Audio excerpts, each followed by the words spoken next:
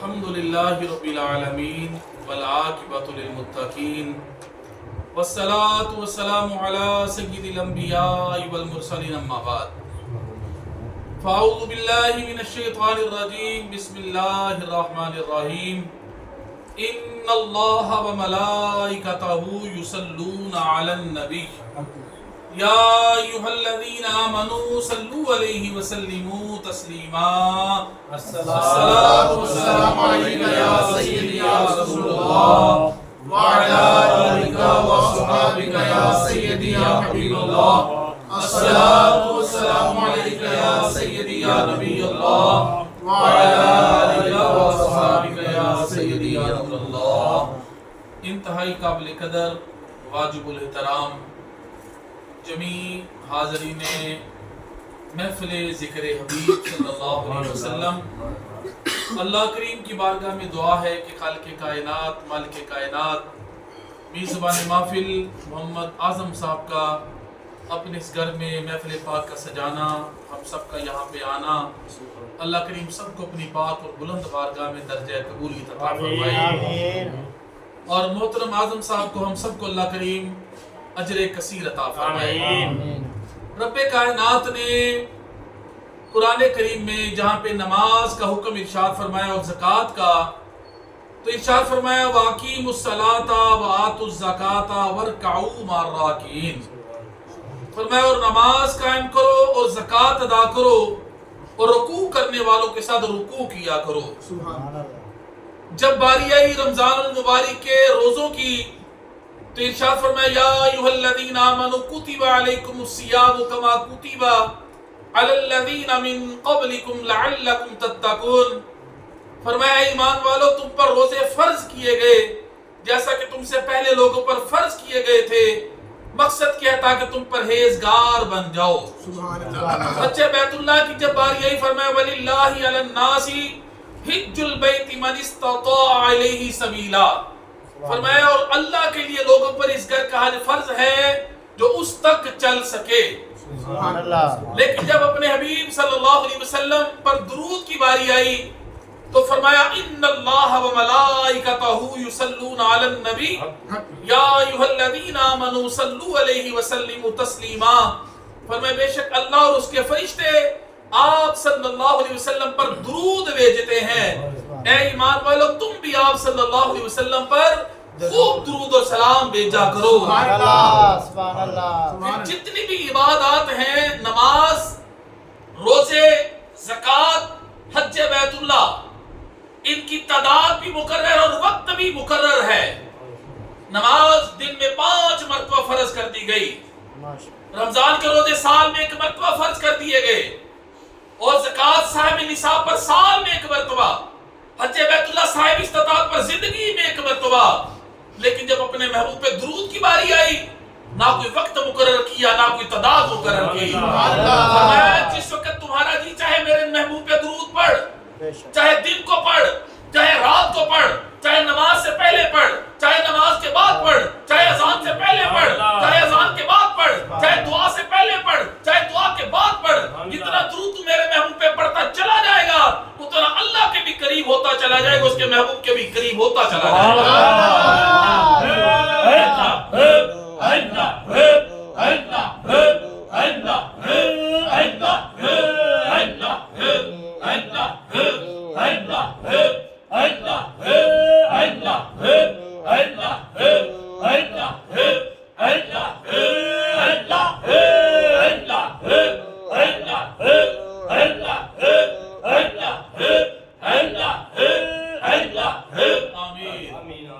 خود میرے کریم آقا صلی اللہ علیہ وسلم نے ارشاد فرمایا بے شک روز قیامت میرے زیادہ قریب وہ ہوگا کہ جس نے مجھ پہ زیادہ درود پڑھا ہوگا۔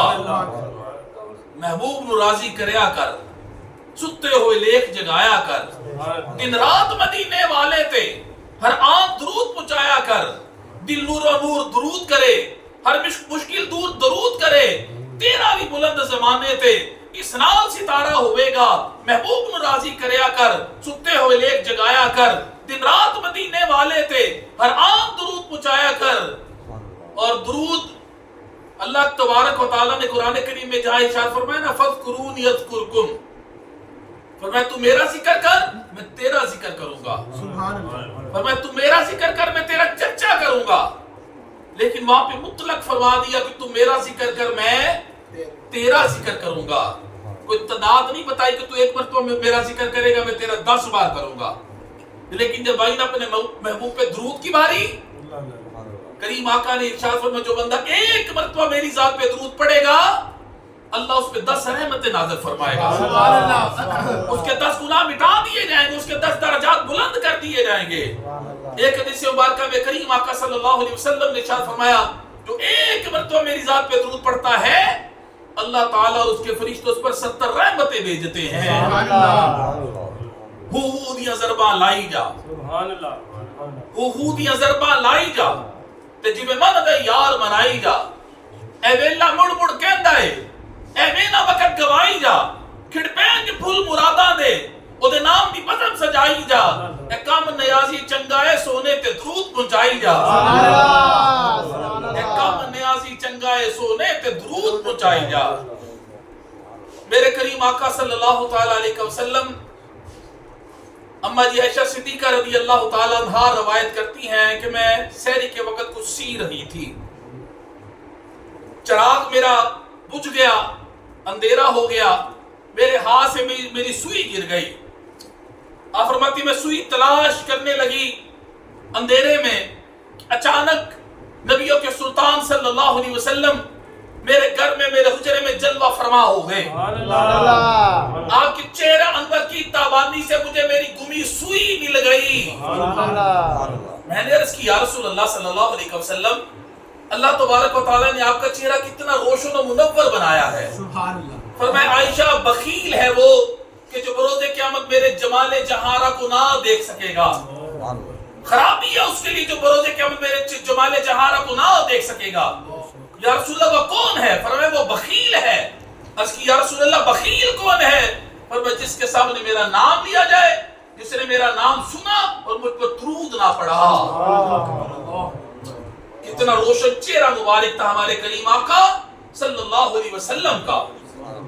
اعظم چشتی علیہ الرحمہ نے فرمایا اس حوالے سے کہ تو وجہ میرا یار نہیں ڈٹھا، تو وجہ میرا یار نہیں ڈٹھا، جنہوں ویک کے چند شرم آوے، ادھی راتی دن چڑھ جاوے، جو مختو نکاب ہٹاوے، جو جاوے سین چمن دی، تے سارا گلچن سیس نواوے، تے ہاتھ رکھے وچ پھلا دے، ہاتھ پھلا وچ رل جاوے، نین نشیلے مست رسیلے، وچ سونا کجل سہاوے، آتو بڑے تے این پہ جاپے، جب میں خانہ کھل جاوے، اللہ اللہ حسن سجندہ، چال نہ چلی جاوے، جب بجلی ڈاٹی لشک نہ مارے، مطابعت بھی ہو جاوے، جیو کھولے پیٹ زلف دے، راہی راہ پل جاوے، اکل خدا نے اینی دیتی، علمہ وچ نہ آوے، تے علم خدا نے اینہ دیتا، اکلہ وچ نہ آوے، کی اعجاز نظر وچو دی، جڑا آوے او وک جاوے، خلا کو دے نے مولئی دنیا، کوئی ورلائی جان بچاوے، آزم ایڈا سونا ماہی سانو کدرے نظر نہ آوے۔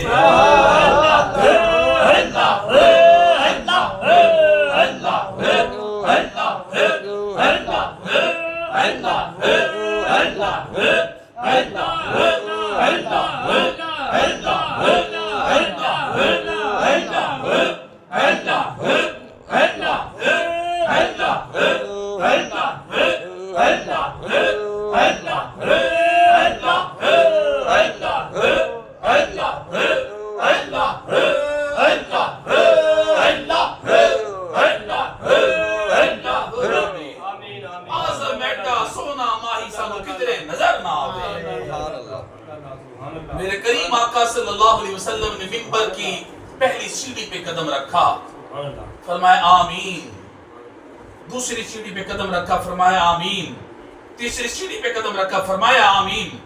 صحابہ نے عرض کی یا رسول اللہ صلی اللہ علیہ وسلم آپ نے منبر مبارک کی سیڑھیوں پر مبارک قدم رکھ کر 3 مرتبہ آمین فرمایا، اس کی کیا وجہ ہے؟ فرمایا صحابہ کی جماعت میرے پاس جبرائیل امین آئے، انہوں نے یہ دعا کی یا رسول اللہ بدبخت ہے وہ شخص کہ جس نے رمضان کا مہینہ پایا پھر وہ جنت حاصل نہ کر سکا، یعنی اس نے اس کا احترام نہ کیا، اس کے روزے نہیں رکھے، تو کریم آقا نے فرمایا آمین. پھر جبرائیل امین نے دعا کی یا رسول اللہ بدبخت ہے وہ شخص کہ جس نے اپنے والدین کو بڑھاپے کی حالت میں پایا پھر اپنی بخشش نہ کروا سکا. یعنی اس نے اپنے والدین کی خدمت نہیں کی، ان کی تابعداری نہیں کی. سرکار نے فرمایا آمین. پھر جبرائیل امین نے عرض کی یا رسول اللہ صلی اللہ علیہ وسلم بدبخت ہے وہ شخص کہ جس کے سامنے آپ کا ذکر کیا جائے اور وہ آپ پہ درود نہ پڑھے. کریم آقا صلی اللہ علیہ وسلم نے پھر فرما دیا آمین. دعا مانگنے والے جبرائیل امین علیہ السلام ہوں اور آمین کہنے والے میرے مصطفیٰ کریم ہوں تو اس دعا کی قبولیت میں کوئی شک رہ جائے گا؟ محمد جو رو کر دعا مانگتے ہیں، محمد جو رو کر دعا مانگتے ہیں، خدا سے خدا جانے کیا مانگتے ہیں.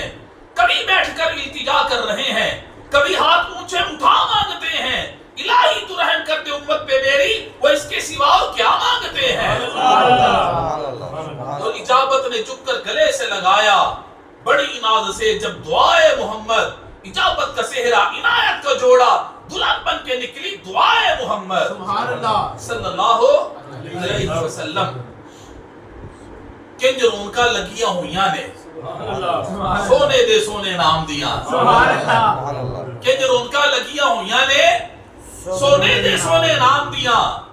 اے محفل سب تو چنگیاں نے جتو واجہان سلام دیا. اور جو نبی کے قریب ہوتے ہیں وہ خدا کے حبیب ہوتے ہیں، جو سجاتے ہیں درود کی محفل بڑے خوش نصیب ہوتے ہیں، بڑے خوش نصیب ہوتے ہیں. معارج النبوہ دیگر کتب کے اندر یہ واقعہ موجود ہے کہ بنی اسرائیل کا ایک شخص 100 سال اس نے زندگی گزاری، لیکن جب اس کا انتقال ہوا تو لوگوں نے اسے گناہگار سمجھ کے، کیونکہ وہ ظاہری طور پہ لوگ اس کو گناہگار سمجھتے تھے، وہ گناہ کی زندگی اس نے گزاری پوری 100 سال لوگوں کے سامنے. جب فوت ہو گیا تو لوگوں نے اسے اٹھا کے گندگی کے ڈھیر پہ شہر سے باہر پھینک دیا. وہی آئی پیارے موسیٰ میرے ایک دوست انتقال کر گیا ہے، اسے وہاں سے اٹھائیں، غسل دلائیں، کفن پہنائیں، جنازہ پڑھائیں اور میری بارگاہ میں پہنچائیں. کیا فرمایا میرا دوست، کیا فرمایا میرا دوست انتقال کر گیا ہے. موسیٰ علیہ السلام جب آئے نا اپنی قوم میں پوچھا بھی اس بندے کا کیا ایسا کردار تھا. ہر بندے نے کہا یہ بندہ بڑا گناہگار تھا. آپ فرمایا تم کہتے ہو بڑا گناہگار تھا، آپ کہتے میرا یار تھا. تو میرا یار ہے، میرا دوست ہے. حکم کی تعمیل کرتے ہوئے آپ نے اٹھا کے اس گندگی کے ڈھیر سے اس کو غسل کرا کے کفن پہنا کے رب کی بارگاہ میں پہنچا کے جنازہ پڑھا کے پھر اللہ کی بارگاہ میں کیا. اللہ ایک بات کی سمجھ نہیں آئی. ہر بندے نے کہا یہ بندہ بڑا گناہگار ہے، لیکن آپ فرماتے کہ میرا یار ہے.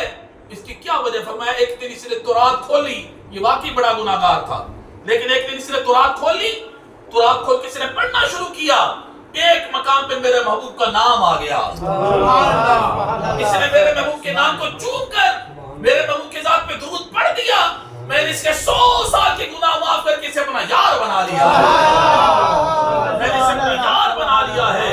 میرے آئے ابا واللہ جائیں میری جولی عملو خالی، میرے آئے ابا واللہ جائیں میری جولی عملو خالی. میں ادنا اسفل ازرو تیری ذات ازل تو عالی، پر نام لیوا محبوب تیرے دا کہ موٹے کملی کالی تے آدم ساڈے عیب چھپا سی جڑا دے سرب دا والی. سبحان اللہ صلی اللہ علیہ وآلہ وصحابہ وسلم.